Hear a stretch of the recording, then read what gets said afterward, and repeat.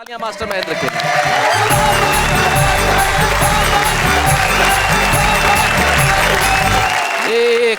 एक minute Mahendra ji. Director sir, ये जो ब्लोअर है ना, जो हवा फेंक रहा है, इधर करो सर, बीच में, इधर थोड़ा सा, ये वाला इधर। भाई शैलेश घबरा मत, उड़ेंगे नहीं, वो हाथ में कागज है। बात तो ठीक है, लेकिन क्या है कि रिस्क कौन ले। एक बार जरा तालियां, ब्लोअर इधर उधर हो गए भैया। हाँ, आराम से। हाय शैलेश, क्या मैं अब सुरक्षित हूँ? जी जी जी, आप बिल्कुल सुरक्षित हैं। आपका धन्यवाद। जी जी जी जी। लीजिए, शुरू करता हूँ अपना काव्य पाठ। वाह। सबसे पहले इधर से निपटाता हूँ। तेरे हाथ का जला हुआ भात भी खा लेंगे। अच्छा। और प्यार किया है तो मात भी खा लेंगे। हाँ, हम पुरुष हैं, समझते हैं परिस्थितियों को, दूध वाली गाय की लात भी खा लेंगे।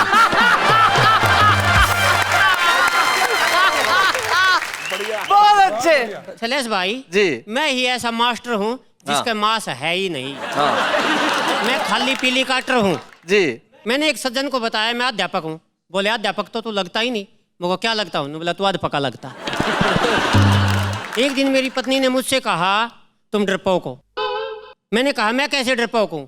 बोली जब तुम मुझे लेने गए थे तो कितने आदमी आए थे? मैंने कहा 250 आदमी आए थे। और मैं जब तुम्हारे घर आई थी बिल्कुल अकेली आई थी भाई। क्या बात है, वाह वाह। और शैलेश भाई पिछले दिनों चमनप्राश की कंपनी वाले मेरे पास आ गए। कहने लगे मास्टर जी चमनप्राश की ऐड कर दो, हमारा चमनप्राश खूब बिकेगा। मैंने कहा भैया मुझे करना क्या है? बोला आपको कुछ नहीं करना, हम आपका फोटो खींचेंगे, हर एक चमनप्राश के डिब्बे पे चेप देंगे, नीचे लिख देंगे चमनप्राश नहीं खाया तो ऐसे हो जाओगे।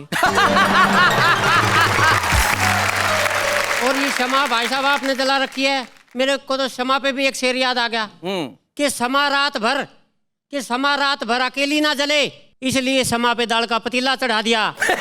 सुबह तक क्षमा तो जल गई पर अपनी दाल भी बन गई। ये है हरियाणा का प्रैक्टिकल शेर। क्षमा रात भर अकेली थी जले, इसमें दाल का पतीला चढ़ा दिया। बहुत अच्छे। और भाई साहब कुछ अजीब घटनाएं होती हैं। आपने देखा होगा शादी होती है, फेरे होते हैं, हमेशा पंडित जी दुल्हन का हाथ दूल्हे के हाथ में देता। हाँ। लेकिन शैलेश भाई मेरे साथ उल्टा हुआ, पंडित जी ने मेरा हाथ दुल्हन के हाथ में दे दिया। मैंने कहा पंडित जी ये क्या किया? बोला यही तेरी रक्षा करेगी। एक प्यार हो कविता का शीर्षक है। वाह। मेरा पहला प्यार दूसरे प्यार पे भारी रहा, आना जाना तीसरी के घर भी जारी रहा। क्या बात है। मेरा पहला प्यार दूसरे प्यार पे भारी रहा, तीसरे के घर जाना जारी रहा। आप नहीं हो तीसरी, आप तो लास्ट में आएंगे। चौथे प्यार ने तो हद कर दी, मेरी सोने की चैन और गुट्ठी हजम कर दी। पांचवें प्यार के भाई ने कूटा, छठे प्यार में मेरी ही लुगाई ने कूटा। सातवें प्यार के यारों ने कूटा, आठवें प्यार के रिश्तेदारों ने कूटा। नौवें प्यार में सरू में टाटा हो गया, इसी प्यार के चक्कर में मैं सूख के काटा हो गया। अब तो मन में आता है कि प्यार से तौबा कर लूं, पर नेहा जी आपकी हंसी देख के मन करता है एक प्यार और कर लूं। बहुत अच्छे। नहीं मास्टर जी नहीं। अगली कविता है नेहा जी आपकी नजर है। हाँ जी। Try again. हाँ जी। लीजिए कि जब उनकी गली से मेरा जनाजा गुजरा, वो अपने घर में करते रहे मुजरा। जब उनकी गली से मेरा जनाजा गुजरा, वो अपने घर में करते रहे मुजरा। 4 अश्क भी जनाजे पे बहाने नहीं आए, आखिरी सलाम का हाथ भी हिलाने नहीं आए। कम वक्त का ऐसा रूप देख के मुझे बहुत गुस्सा आया और मैंने तुरंत खड़े होकर जनाजे वालों को धमकाया।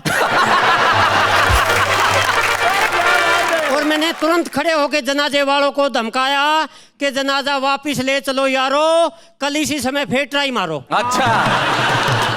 7 बार ट्राई मारी गई, 7 की 7 ट्राई बेकारी गई। 8वीं ट्राई पे उसने मुखड़ा दिखाया।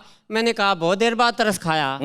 बोली ये तरस भी तुम पे नहीं आया है, ये तो बेचारा जनाजे उठाने वालों पे खाया है, जिनको तुमने खाम खा 8 बार घुमाया। क्या बात है।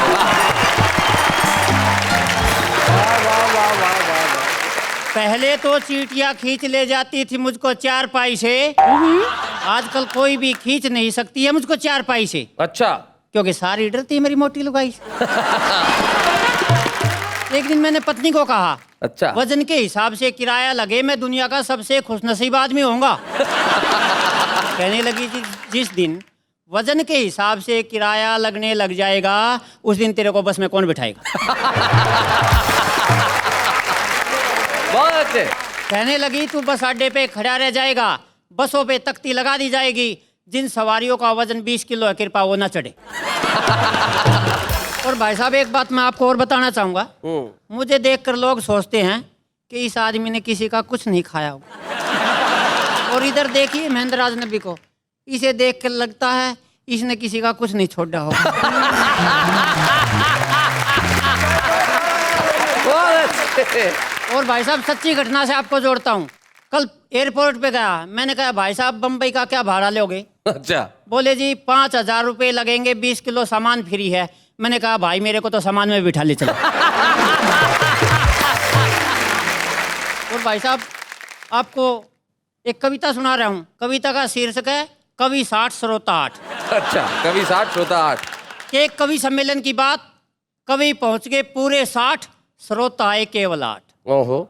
जब श्रोताओं को पता चला कि 60 कवि कविता सुनाएंगे, भारी उत्पात मचाएंगे, एक एक श्रोता के जिम्मे 7.5 कवि आएंगे। तो श्रोता बोले यार यहाँ रह के क्या करेंगे, मरना तो वैसे भी है, चलो किसी तालाब में डूब के मरेंगे। बहुत अच्छे। 3 श्रोता पागल हुए, 2 हुए बेहोश, मगर एक श्रोता को जरा भी नहीं था अफसोस। सबसे खुश नजर आ रहा था, कवि सम्मेलन शुरू होने से पहले ही तालियां बजा रहा था। अच्छा। मैंने कहा भाई तू सच्चा कविता प्रेमी है तभी तो इतना खुश नजर आ रहा है। बोला ये बात नहीं है, मुझे तो 100 रुपये दे के सैलेस लोड डाला रहा है। और हमारे देश में तो भाई साहब चोर भी कम नहीं है जी। यही मेरी इस कविता की थीम है अच्छा। कि चोर की दाढ़ी में तिनका, ये मुहावरा है जिनका, वो वक्त के साथ चल सकते हैं, चाहे तो अपना मुहावरा बदल सकते हैं। अच्छा। क्योंकि आजकल के चोर तो ऐसो आराम में पलते हैं, जमाने के सामने गाड़ियों में चलते हैं। बहुत अच्छे। तिनका घुस जाए ऐसी गाड़ी ही नहीं रखते, और यदि तिनका घुस भी गया तो आजकल के चोर दाढ़ी ही नहीं रखते। क्या बात है, वाह वाह वाह वाह। भाई सुरेंद्र दुबे जी, आप अकेले हैं जिनकी दाढ़ी है इन 6 के बीच में, आप कुछ कहना चाहते हैं? मैं वो नहीं हूँ, ये जिक्र कर रहे हैं जिनका, पर आप बीच में बोल गए। इसे कहते हैं चोर की दाढ़ी में तिनका। बहुत अच्छे। एक छोटी सी कविता। हाँ जी। कविता का शीर्षक है वजन तोल मशीन। अच्छा, वजन तोल मशीन। कि बस अड्डे पे लगी वजन तोल मशीन पर जैसे ही मैं चढ़ा, रुपया डाला, बटन दबाया, एकदम चौंक पड़ा। अच्छा। यह देखकर मेरा सिर चकराया, पर्ची पे मेरा वजन 186 किलो आया। ओहो। जब मशीन ऑपरेटर को यह बात बताई तो एक नई बात सामने आई। उसने बताया भाई साहब जब इस मशीन पे कोई 20 किलो की वस्तु चढ़ जाती है तो ये फिर उसका नहीं, ये अपना वजन बताती है। अरे बहुत अच्छे। मैंने कहा भैया वो दूसरी मशीन खड़ी है वो तो कुछ बड़ी है। बोला ये तो वर्षों से खराब पड़ी है। एक दिन इस पर सुरेंद्र दुबे चढ़ गए थे, उसी दिन इनके पुर्जे उखड़ गए थे। सुरेंद्र दुबे मशीन की ऐसी हालत कर गए, आजकल तो इसे कबाड़ी लेने से भी मुकर गए। वो जब भी आते हैं मशीन के पास ये झड़पड़ाती है और दूर से ही ओवरलोड की पर्ची पकड़ाती है। और भाई साहब 3 लाइनें देखिए, देश के हालात की बात करता हूँ कि मुन्नी बदनाम हुई उसका हंसना नहीं जाता, मुन्नी बदनाम हुई उसका हंसना नहीं जाता, शीला जवान हुई उसका बचपना नहीं जाता, और पप्पू पास हो गया उसे कखा नहीं आता। एक कविता है वो आपको सुना रहा हूँ, बेलन। ओहो। कि हवाएं क्या बिगाड़ लेंगी मेरा सब कुछ बिगड़ गया। आहा, भाई वाह, क्या कॉन्फिडेंस है। हवाएं क्या बिगाड़ लेगी मेरा, सब कुछ बिगड़ गया। हवाएं क्या बिगाड़ लेंगी मेरा सब कुछ बिगड़ गया, बेलन की मार सहते सहते कचुम्बर लिगड़ गया।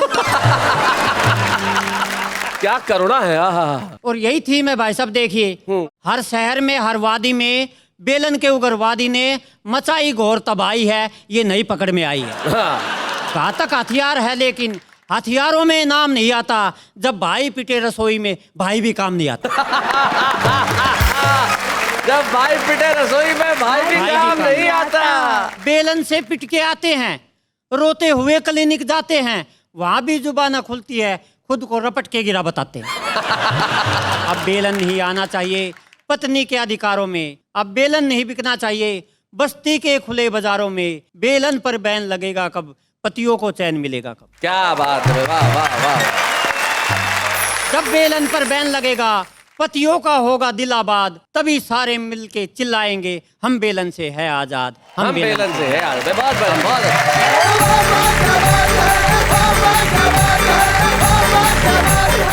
ऐसे और भी मजेदार वीडियो के लिए हमारे चैनल को लाइक, शेयर और सब्सक्राइब करें।